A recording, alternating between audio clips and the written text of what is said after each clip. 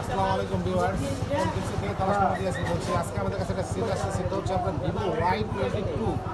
এই সেটটা হচ্ছে আপনার কাস্টমার কথা অনুযায়ী সেটটা পানিতে পড়ছে, তো পানিতে পড়ার পরে হচ্ছে সেটটা ওয়াশ করানো হয়েছে, কিন্তু ওয়াশ করার পরও সেটটা কিন্তু এখন বন্ধ, ডেড মোডে আছে। তো এই ডেড মোডের সেটগুলো আপনি স্টেপ বাই স্টেপ কোন পর্যন্ত কাজ করতে হবে সেটা আমরা ভিডিওর মাধ্যমে তুলে ধরবো।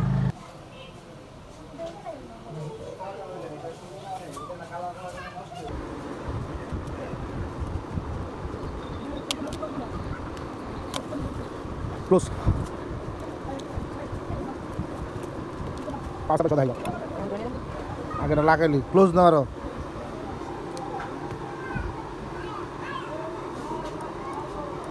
দাও দিক না দেখাও দেখাও জানো এত লাগা মানুষের দেখার সময় আছে।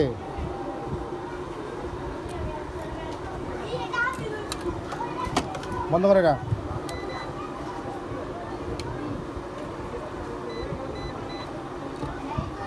ক্লোজ নাও কথা বোঝো না নাকি মিটার কথা আছে দেখাও। হ্যাঁ আবার ক্লোজ নাও হুম কাটো কতটা কত আসলাম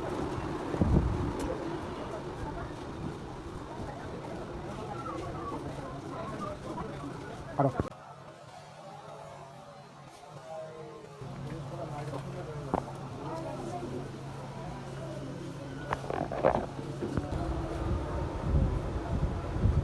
কাটো।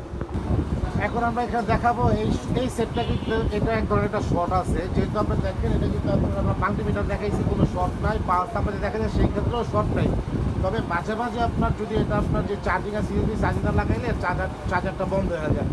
তো আসলে এটাও এক ধরনের একটা শর্ট আছে। তবে এই শর্টগুলো খোঁজার জন্য আমরা সর্বপ্রথম আমরা দেখবো আগে এটা কি বিভেট লাইনের শর্ট নাকি বিপিএস লাইনের শর্ট, সেই শর্টটাই আমরা এখন খুঁজব করছি। যে আমাদের যখন এইখানে আমরা মাল্টিমিটারের ভোল্টেজটা চেক করতে পারি, এখানে কোনো ভোল্টেজ আপনার ভোল্টেজটা এখানে আসার পরে এটা জিরো হয়ে যায়, অর্থাৎ বাঁধাপড়ের শর্টটা দেখেন আপনাদের সেই বিভাগ লাইনটা হচ্ছে আপনার এই চার্জিং আইসি। হ্যাঁ, এটা হচ্ছে আপনার সেকেন্ডারি চার্জিং আইসি।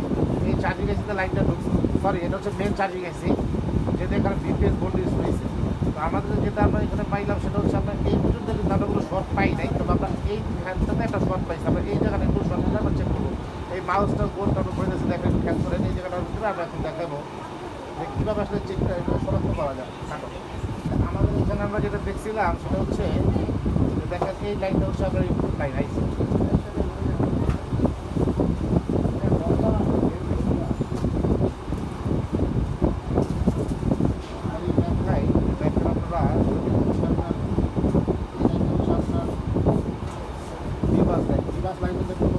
ঢুকছে এতক্ষণ পর্যন্ত তো আপনার এটাতে কিন্তু কোনো শর্ট দেখায় না, কিন্তু সমস্যা হচ্ছে আপনি এই জায়গাটা দেখেন, এই জায়গাটাতে আপনার ডিভেট লাইনটা যে বাইরে হয়েছে, ডিভেট লাইনের জন্য ওইখানে কিন্তু আপনার শর্ট দেখা যাচ্ছে না, এই জায়গাতে শর্ট দেখা যাচ্ছে। এই শর্টগুলোর সেকশনটাই শর্ট। এখন এই শর্টটা যে আমাদের আইসি ভিতর থেকে আসছে না আইসি থেকে আসছে, সেটি আমরা এই ভিডিওতে তুলে ধরতে আছি।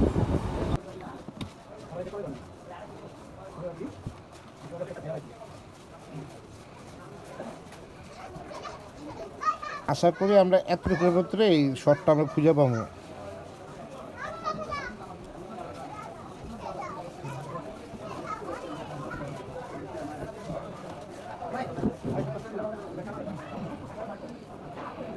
দাও